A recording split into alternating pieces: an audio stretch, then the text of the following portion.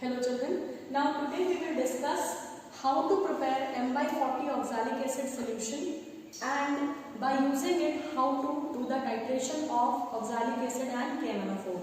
As you already know, it's a redox titration. Already for Mohr salt and KMnO4 we have uploaded a video, and this is for the oxalic acid and KMnO4. So let us see, the aim is to prepare M by 40 solution of oxalic acid. In the aim, M by 40 is given for oxalic acid. It means it is our known solution, which is also called as standard solution. And with the help of this known solution, that is your oxalic acid, determine the molarity and strength of the given solution of potassium permanganate. So in this titration, KMnO4 or potassium permanganate is your unknown solution. What is unknown solution? A solution for which you have to calculate the molarity and strength by using oxalic acid, whose molarity is given in the question.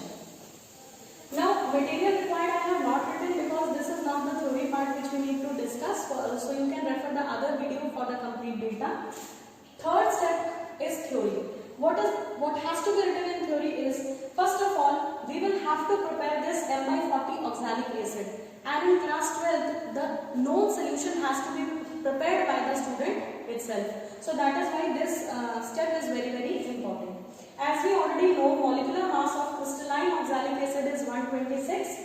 So hence, if you want to prepare 1000 ml, that is 1 liter of 1 molar solution, that is the molarity will be 1 m of oxalic acid, the weight of oxalic acid crystals required will be 126 gram. What I said, if you want to prepare 1 liter 1 molar solution of oxalic acid, you will require the mass this much, that is the quantity, this much oxalic acid is needed. But what we want M by 40 solution we want M by 40 solution of oxalic acid, and quantity we don't want 1 liter, we want how much quantity? 250 ml, or say suppose 250 ml is the standard value for which calculations are given in the book, but our student wants to take only 3 readings or 4 readings, so I think 100 ml quantity will be sufficient. So I will tell you the calculation both for 250 and 100 ml. So if you want to prepare M by 40 solution of oxalic acid, 250 ml or 100 ml, as I will be insisting to prepare 100 ml because 100 ml is enough for making or taking out the 4 readings or 3 readings. So let's see, if for 1 molar 1 liter 126 gram is required, so what I can say is 126 in 1 liter. So I want M by 40. So for M by 40, 100 ml, how much quantity we want? This will be the calculation. I repeat, if for 1 liter 126 gram for 1 molar solution, but we don't want 1 molar, we want M by 40 solution, so that is why multiplied by 1 by 40, and we want only 100 ml solution, that is why multiplied by 100. If you will require 250 ml, you will change this data as 250. If you want to change the molarity, suppose अगर कोई बोल दे कि you calculate for M by 20 or M by 30, so you write here M by 20 or M by 30. This will remain as it is. When you will solve it, you will be left with 126 upon 400. And on solving this fraction, the value will come to 0.315 gram. So what it means?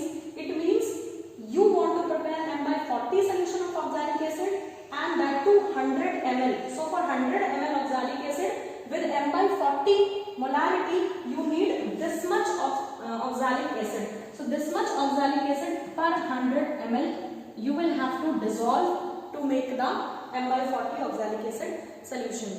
In this video, we will show you how to prepare the solution. This was the calculation done for solution. But supposingly, certain children, they don't want to make 100 ml. If you want to make, say suppose 250 ml oxalic acid. 250 ml oxalic acid. And suppose molarity is same, M by 40. Then what you will do? So, for 1 liter 126 gram, so for M by 40, that is 1 upon 40, and 250 ml. This will be the calculation. You solve this and you will be getting the quantity here, that how much oxalic acid will be needed to be dissolved. If you want, say suppose molarity is m by 50 and you want 100 ml solution. This time you wanted 250, so you wrote 250. Here you wanted 100 ml, so you have written in calculation 100 ml. Suppose again for M50, now I have changed the molarity and you want just 100 ml oxalic acid. Then how much has to be dissolved? 126 gram in 1 liter. So for m by 50, that is 1 upon 50 and 100 ml. So I hope you have understood. Molarity, you can change whatever is given in the aim, that molarity you write here, and 100 ml if you want, you write 100 ml. If you want 250 ml solution, you write 250 over here. You solve this data and the answer will be, can you tell? Answer will be 0.252 gram. And this one also you can calculate whatever may be the answer for the fraction, that will be the quantity which is required. 0.315. That was for 100 ml beta. This quantity is 250 ml. For 250 ml you will have to solve this. 126 divided by 160, whatever will come, gram per 250 ml. So you calculate it and you will get it. So Jayaditya is going to weigh the oxalic acid. For m by 40 oxalic acid, 100 ml we will prepare. Okay, so for 100 ml, how much quantity of oxalic acid we have calculated, Jayaditya, on board? 0.315. Okay, so will you be able to measure exactly 0.315 from this weighing machine? No, ma'am. So how many digits you are going to take after decimal? 2. 2. That is that means how much quantity? 0.31. Okay. So while he is measuring, in the background you can see one more weight balance that was used in the older days, and nowadays we have electrical weight balance which is more precise, easy to handle and more accurate. So just you have to be very careful, and if you can see the readings, 0.30 gram it's showing, and exactly if you see it's exactly 0.31 gram. So very good. Now what you are going to do? Okay, now Jayaditya is going to prepare the solution with the salt. So what you will do? First we will put the funnel in round bottom flask, which is of 100 ml. Then we will put the salt in it. Beta, this is not round bottom flask. It is called as Parag, do you know? Yes, this is 100 ml measuring flask. And if in your school, like those who are watching the videos, you are preparing 250 ml solution, so you will take this flask of 250 ml because it is available in different capacities. We are supposed to make 100 ml, so we have taken 100 ml measuring flask. So you go ahead. He is transferring the oxalic acid salt into the measuring flask, and now what is supposed to be done? And now we will add 100 ml water. Okay, but at this step, when we were doing Mohar salt titration, if you remember, we were added, before adding water, we have added 10 ml dilute sulfuric acid or maybe concentrated, both can be used. So why we were using acid there and we are not adding here and we are directly adding 100 ml water? To prevent the hydrolysis of more salt. So in Mohar salt, hydrolysis problem was there. So oxalic acid is not having any such kind of problem. It can be properly dissolved in water. So without getting hydrolyzed, that is why we are directly going to add 100 ml water. Okay, go ahead. Okay, so are you ready with your 100 ml solution?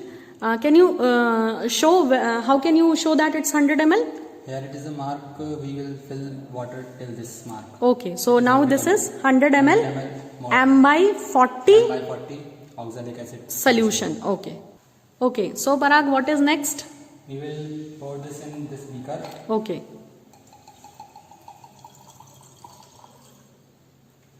Then? Now we will keep it out to 20 ml in this conical flask or titration flask. Now we will keep it out 20 ml. Now this is 20 ml oxalic acid. Okay, now what you are going to do? We will take it in this. Okay, you are transferring it into the titration flask or conical flask. Yes, ma'am. What next? Now we will add 20 ml H2SO4 Dilute sulfuric acid. Okay, and this step is same, I think, from Mohr salt. Also, you have in Mohr salt also you have added dilute sulfuric acid. So why this is common? Can you tell? Because this is redox type titration, and KMNO4 act as a strong oxidizing agent in presence of acid. Okay, very good. So KMNO4 was present in both the titration. In Mohr salt also KMNO4 was unknown solution, and in this titration also KMNO4 is unknown solution. And KMNO4 works as a very strong oxidizing agent in the presence of H2SO4. H2SO4. That is why we are adding dilute sulfuric acid 20 ml. Okay, you go ahead and add. So take a 10 ml measuring cylinder. So add quickly beta 20 ml dilute sulfuric acid. So 2 times he has added because our measuring cylinder was of 10 ml. Okay. Now what next beta? Now you will heat it to 60 to 70 degrees Celsius. Why you are heating? Why you are going to heat it? We were not heating in Mohr salt solution. Because heating is required, as this is a reaction is very slow to make. We are heating it up to 60 to 70 degrees Celsius, as reaction of oxalic acid at room temperature is very slow. Okay, so if you will heat it to 60 and 70 degrees Celsius, how will you come to know that 60 or 70 degrees Celsius temperature has reached? After heating, I will touch it to the back of my hand. If it is unbearable, then I will Come to know that the point that 60 temperature to 60 to 70 degrees Celsius has reached. So you can simply heat it like this, or you can use a wire gauge and you can keep it on tripod and can heat. Okay, now Jayaditya, what next? Now we will do the titration. Okay. We will pour the KMNO4 in this conical Okay. flask. And what are you having in this conical flask? Can you tell? We are having 20 ml of dilute H2SO4 and 20 ml of oxalic acid. Oxalic acid, which we have prepared. Which we have है ना? prepared. Earlier in this video itself. So now you can start. How will you hold the flask in your hand, and how will you handle this burette? We will use left hand for the burette, and we will hold the flask with right hand. Okay. And we will slowly turn on the knob with left hand. Okay. So till when you are going? Yes, Jayaditya, what is your reading? So ma'am, my reading is 19.6. Okay, 19.6. At 19.6 ml, he is getting the light pink color. So how many readings you will take? But Jayaditya, you got pink color and your pink color has vanished. Now what? Now we will do the titration till we get the Permanent light pink Yes, color ma'am. beta. Actually the reaction is slow na, as already we discussed. That is why we have heated it till 60-70 degrees Celsius. So you have to add few more drops beta, है ना? And you have to see until and unless a permanent pink color which does not disappear comes. Okay? So have patience and do it. So did you get now permanent pink color? Yes ma'am. And what is the reading final? It is 20.1. Okay, so now let us proceed and do the calculation with this reading, okay? Yes, and then we will understand how we got the molarity and strength. So our titration is done, and you have seen that we have taken out the readings and the procedure. I hope you might have understood. Now let us do the calculation and get the result for this titration. So this is the observation table, and as you know, there are 4 columns in the observation table. In first we write serial number.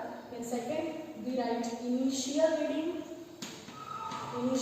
of burette.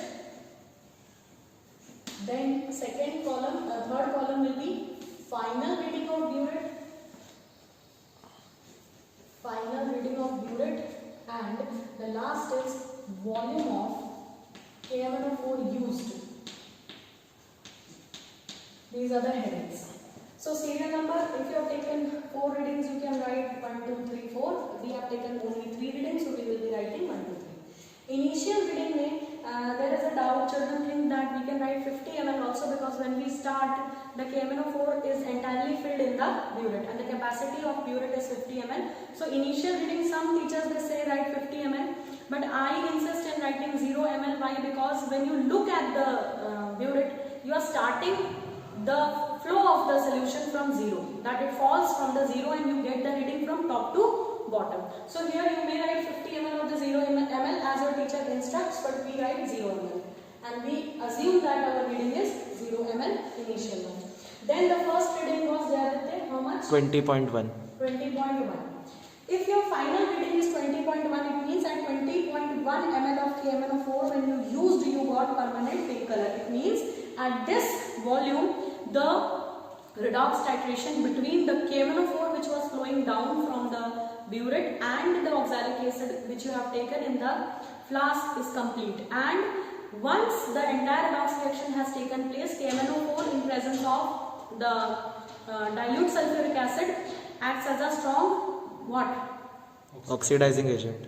I am asking about KMnO4. So KMnO4 works as a strong oxidizing agent and then you get the permanent pink color. If KMnO4 is working as a strong oxidizing agent, then how about oxalic acid? Reducing agent. It's a reducing agent. And can you tell what is reduced in this? KMnO4 is oxidized, it means it is Reduced. It is oxidizing agent, means itself it is reduced.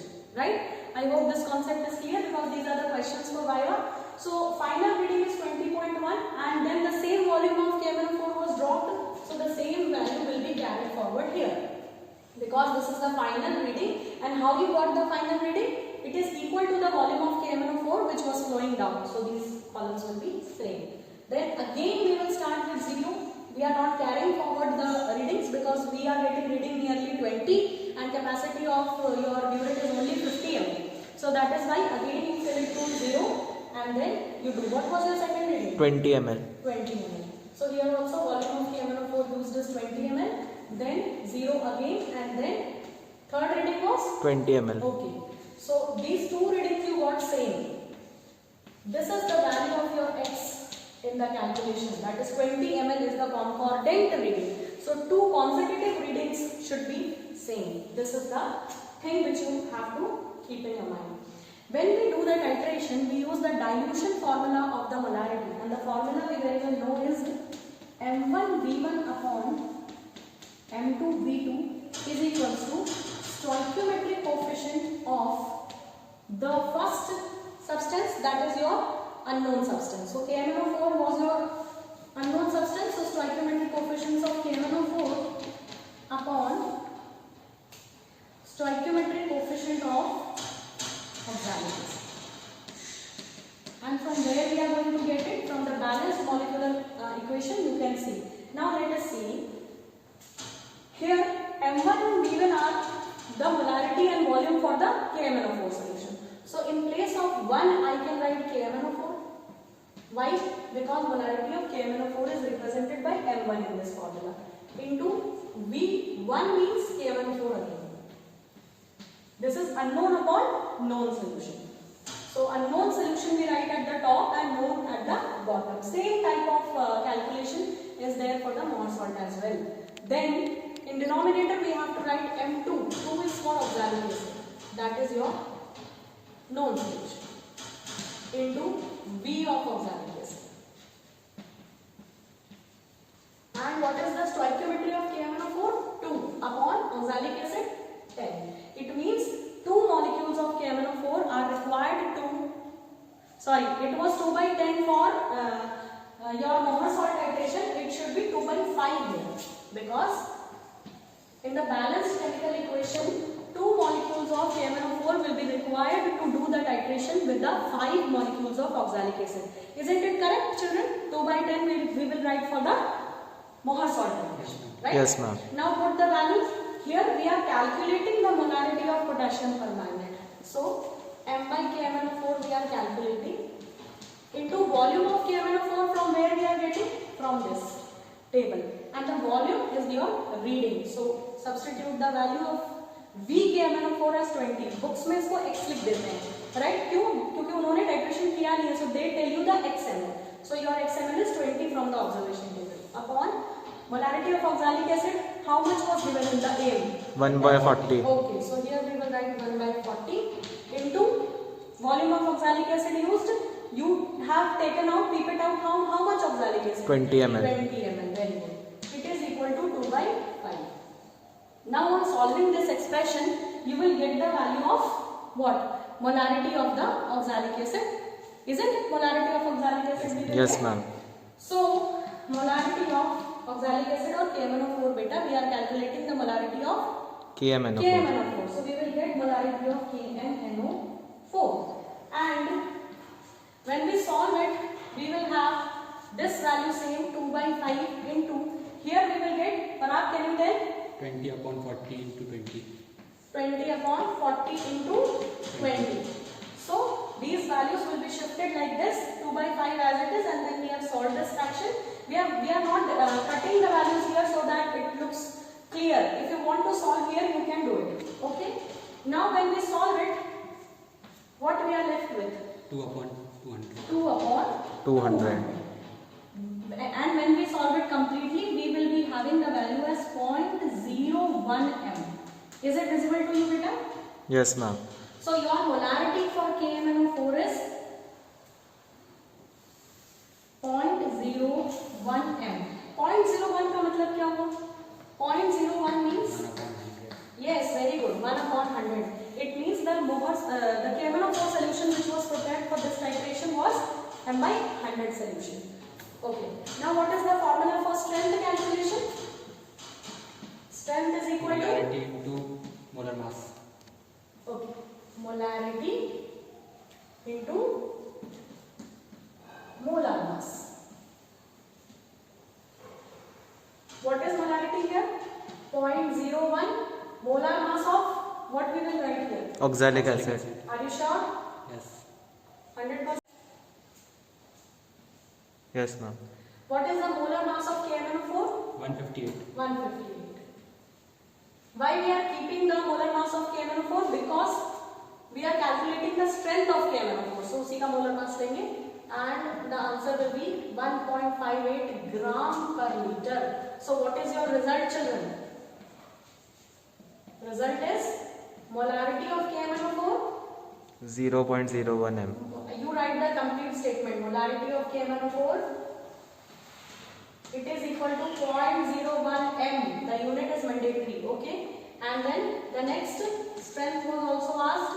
So strength of KMnO4 will be 1.58 gram per liter. So this was the entire calculation and the process for doing this titration.